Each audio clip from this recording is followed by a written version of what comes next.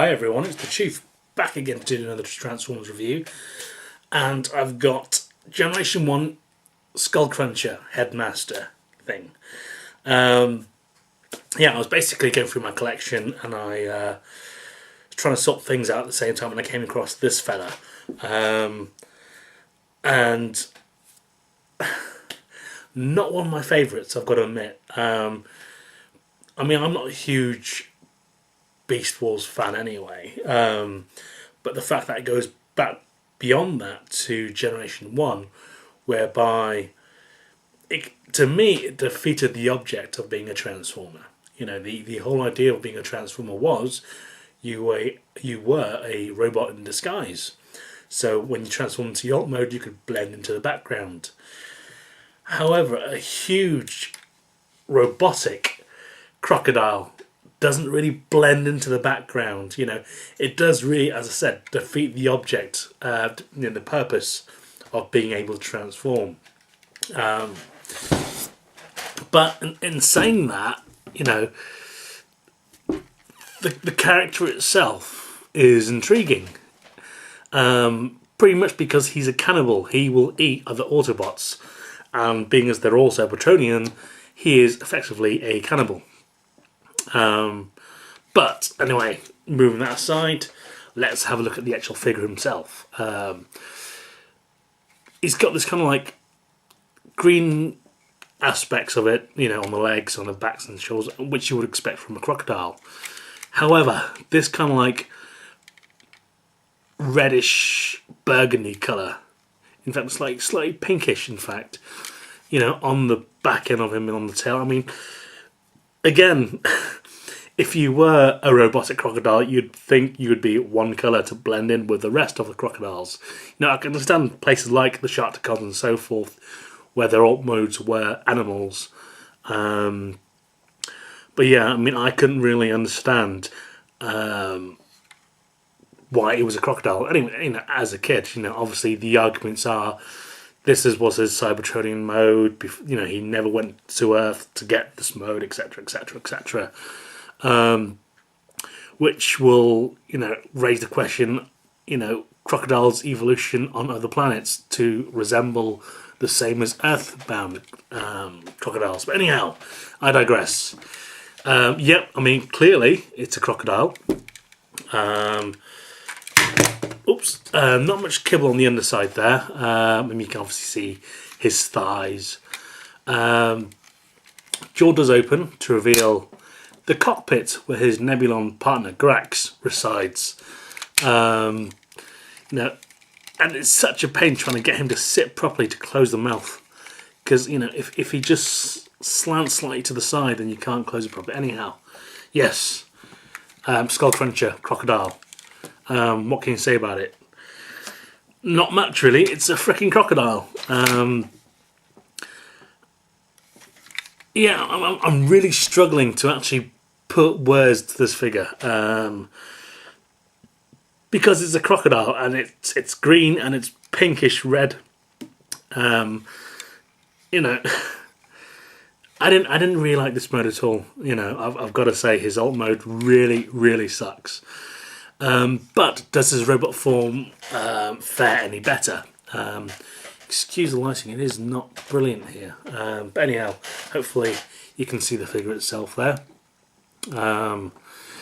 So on with the transformation. Remove the tail. Split open his arse cheeks, like so. Flip open his legs. Twist at the waist. And then you pretty much just fold his arms back and push the head back like so. And that is really how simple this guy is, which I do like. You know, bearing in mind the age of the figure itself, its joints and hinges are nice and tight. I like it. I like the aspect of the figure in that respect. It's in that it's still solid after all these years. And this one's got playwear and stickers are peeling off, but overall the body is in bloody good nick. So yeah, as I said, his tail now suddenly becomes his sword, which yeah, I'm not too keen on that one, but of course he's a headmaster, so we'll move that and we'll focus on him now. Grax, his Nebulon partner there, like so. Pretty much standard in the way he's designed, with the very fragile arms that stick out. You know, you can bend it at the waist, at the hips, at the knees to adopt a sitting position. Arms stretch out to the classic zombie mode, as I like to call it. But in saying that, as with all the other G1 Headmaster units, I love the attention to detail. You know, the inside of his arms, you know, almost Iron Man-esque in that respects, with the abdomen and so forth there. Of course, his back, his huge backpack, which will obviously reveal the face of Skullcruncher. So, I put his arms down. Oh yeah, I forgot to mention that in the face. You know, even a little painted face there, in gold. So yes, bend his legs back, flip the faceplate over to reveal the head. Let me try and get a good close-up of that. You know, the problem with the Headmaster units were the heads were all identical. There was no real differentiation between this, you know, apart from the faceplate and the actual design. But in terms of the shape and the way they transformed and so forth, compared to the Target Master counterparts, for example, you know, most of those weapons were unique, the way they transformed and the way they looked, etc., etc. However, with these poor little buggers, they're all the same. You know, there wasn't a huge amount. I mean, obviously with the sides and so forth, there's slight differences. God, I can't speak today. It is rather late, but anyhow. But yeah, there wasn't actually much, you know, to define these individual characters. But, you know, in terms of the storyline, it would make sense because they would use the same mould or shape, I guess, to design the head. Depending on which storyline you follow, the comics, Japanese, European cartoons, etc., etc. Anyhow, as with all Headmaster units, little post, well, his head basically goes into his neck, and of course he has the tech spec.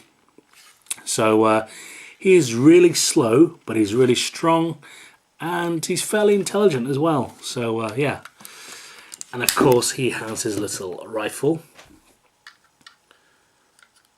And there you have Skullcruncher in all his glory.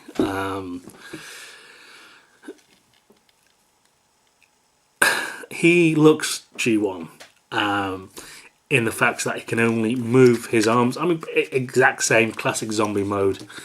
I mean, he doesn't have a huge fucking cannon or anything at all there. He does bend at the knee, like so. But apart from that, that's it. I mean, his thighs are one piece to his actual hip there, so that can't bend. As I said, he can do complete 360 on his arms there. Head is fixed, being a Headmaster unit. You know, obviously the huge skull on his back there. Not skull, the huge crocodile head. Itself still sticking out like a sore thumb, really.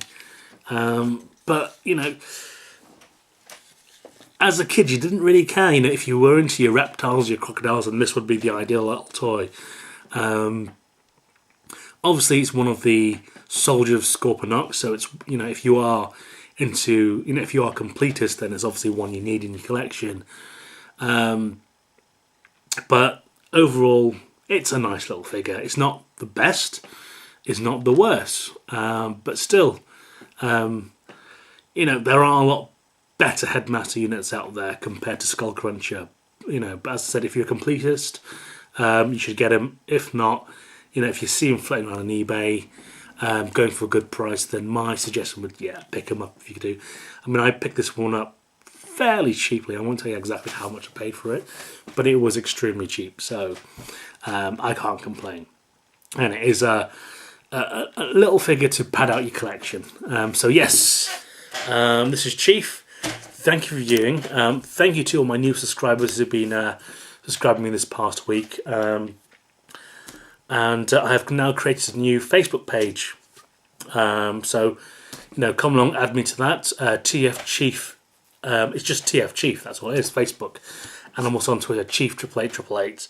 So yeah, come along, say hi, drop me your comments. If you want me to do a review for you, just pop me a message, and I'll see what I can do. So yeah, thanks for watching. This is the Chief 88888 logging off for now.